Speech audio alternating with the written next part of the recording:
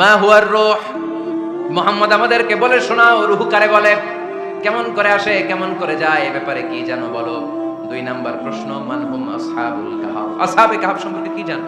3 number প্রশ্ন, মান হুয়া যুলকারনাইন, যুলকারনাইন বাদশা সম্পর্কে কি জানো। আল্লাহর হাবিব সাল্লাল্লাহু আলাইহি ওয়াসাল্লাম বললেন গাদান উজিবুকুম, আগামীকাল বলে দেব। কি বললেন?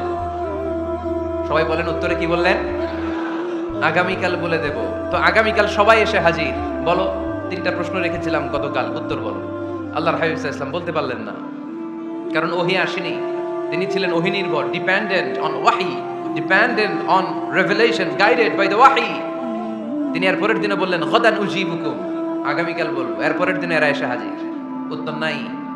আল্লাহর হাবিব সাল্লাল্লাহু আলাইহি ওয়াসাল্লাম আবারও বললেন গাদান উজিবুকুম, আগামীকাল বলবো। এর পরের দিনে এরা এসে হাজির। এরকম 1 দিন 2 দিন 3 দিন নয়, টানা 15 দিন আল্লাহর হাবিব সাল্লাল্লাহু আলাইহি ওয়াসাল্লামের প্রশ্নগুলোর উত্তর করতে পারেন নাই। আল্লাহর হাবিব সাল্লাল্লাহু আলাইহি সাল্লামের নবুয়তী জিন্দেগিতে এত বিব্রতকর পরিস্থিতিতে তিনি কখনো পড়েন নাই। ইহুদিরা প্রতিদিন এসে হট্টগোল করে আর মক্কায় রটনা ছড়ায়, দেখো এই লোকটা যদি সত্যি নবী হতো তাহলে তো উত্তর করতে পারতো, ঠিক কি না?